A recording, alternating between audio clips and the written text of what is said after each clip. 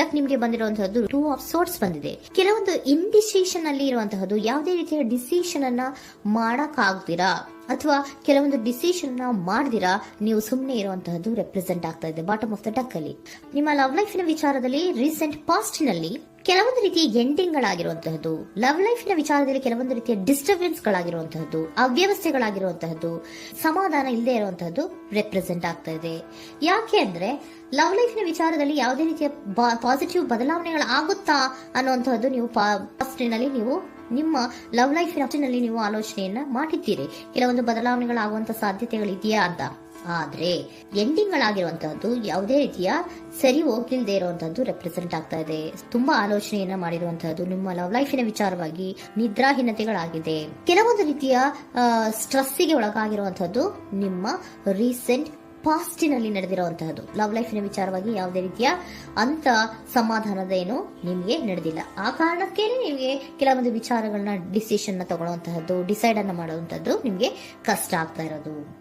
ನೀವು present situation ಅಲ್ಲಿ ಬರುವಂತಹ ಆಫರ್ಗಳನ್ನ ನೀವು ಏನ್ ಮಾಡ್ತಾ ಇದ್ದೀರಾ ಅಂದ್ರೆ ರಿಜೆಕ್ಟ್ ಮಾಡ್ತಾ ಇದ್ದೀರಾ ಅಥವಾ ಮಿಸ್ ಮಾಡ್ಕೋತಾ ಇದ್ದೀರಾ. ಕೆಲವೊಂದು ಆಪರ್ಚುನಿಟೀಸ್ ಗಳು ಬಂದ್ರೂ ಕೂಡ ಅದರ ಬಗ್ಗೆ ನೀವು ಕರೆಕ್ಟ್ ಆಗಿ ಗಮನವನ್ನ ಕೊಡ್ತಾ ಇಲ್ಲ. ಯಾಕೆ ಕೊಡ್ತಾ ಇಲ್ಲ? ನಿಮ್ಗೆ ಗೊತ್ತಾಗ್ತಿಲ್ಲ ಏನ್ ಮಾಡ್ಬೇಕು. ಅದಕ್ಕೋಸ್ಕರ ನೀವು ಏನ್ ಮಾಡ್ತಿದ್ದೀರಾ, ಎಂಡಿಂಗ್ ಆದಂತಹ ಆಫರ್ಗಳಿರ್ಬೋದು ಅಥವಾ ಬೇರೆ ಯಾವುದೇ ಆಫರ್ಗಳಿರ್ಬೋದು ಬಂದ್ರೆ ಅದನ್ನ ನೀವು ಗಮನನೇ ಕೊಡದೇ ಇರುವಂತಹದ್ದು. ಯಾವುದೋ ಕೆಲವು ವಿಚಾರ ನಿಮ್ಮ ಲವ್ ಲೈಫಿನ ವಿಚಾರವಾಗಿ ಕೆಲವೊಂದು ರೀತಿಯ ಮತ್ತಷ್ಟು ಮುಟ್ಟೋದು ಅಂದ್ರೆ ರಿವ್ಯಾಲ್ಯೂಯೇಷನ್ ಅನ್ನ ಮಾಡ್ತಾ ಇರುವಂತಹದ್ದು ಪ್ರೆಸೆಂಟ್ ಆಗ್ತಾ ಇದೆ. ಪ್ರೆಸೆಂಟ್ ಅಲ್ಲಿ ನಾನು ಯಾವುದೇ ಆಫರ್ ಅನ್ನ ತಗೊಳ್ಳುವಂತ ಸ್ಥಿತಿಯಲ್ಲಿ ಇಲ್ಲ ಅನ್ನುವಂತ ರೀತಿಯಲ್ಲಿ ನೀವು ಆಫರ್ಗಳನ್ನ ಮಿಸ್ ಮಾಡ್ಕೊಳ್ಳುವಂತಹದ್ದು ಅಥವಾ ರಿಜೆಕ್ಟ್ ಮಾಡುವಂತಹದ್ದು ರೆಪ್ರೆಸೆಂಟ್ ಆಗ್ತಾ ಇದೆ.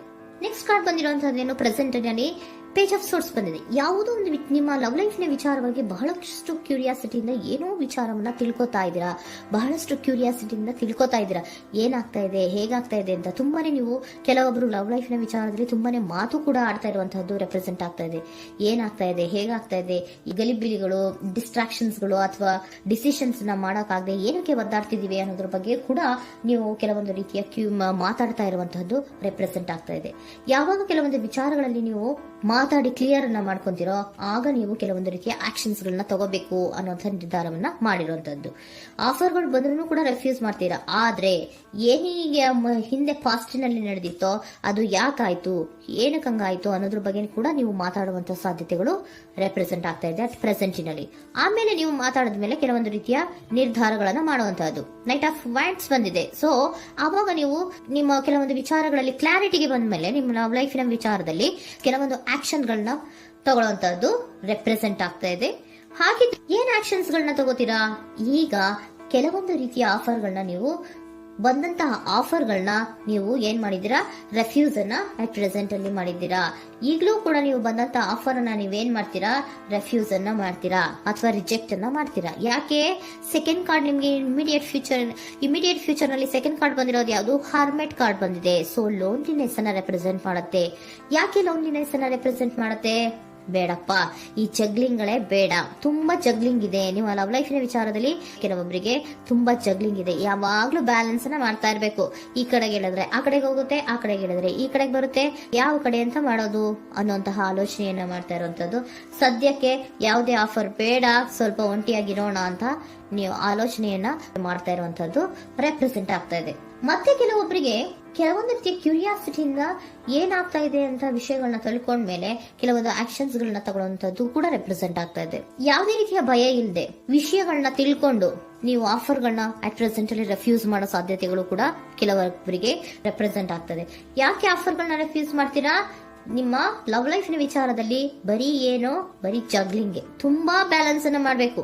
ಯಾವ ಕಡೆ ಮಾಡ್ಬೇಕು, ಹೇಗ್ ಮಾಡ್ಬೇಕು ಗೊತ್ತಾಗದೇ ಇಲ್ಲ. ನೀವೇನ್ ಮಾಡ್ತೀರಾ, ಸ್ವಲ್ಪ ದಿನದ ಮಟ್ಟಿಗೆ ನಾನು ಲೋನ್ಲಿ ಆಗಿರ್ಬೇಕು ಅನ್ನೋದನ್ನ ಇಲ್ಲಿ ನಿಮ್ಗೆ ಲವ್ ಲೈಫಿನ ವಿಚಾರವಾಗಿ ರೆಪ್ರೆಸೆಂಟ್ ಆಗ್ತಾ ಇದೆ. ಈ ಎಲ್ಲಾ ಕನ್ಫ್ಯೂಷನ್ಸ್ ಇರೋದ್ರಿಂದಲೇ ನಿಮ್ಗೆ ಬಾಟಮ್ ಆಫ್ ದ ಡಕ್ ಬಂದಿರುವಂತಹದ್ದು 2 ಆಫ್ ಸೋರ್ಟ್ಸ್ ಬಂದಿರುವಂತಹದ್ದು. ಸೊ ಇಂಡಿಸಿಷನ್ ಆಗ್ತಿರೋಂತ ಏನ್ ಮಾಡ್ಬೇಕು ಗೊತ್ತಾಗಲ್ಲ.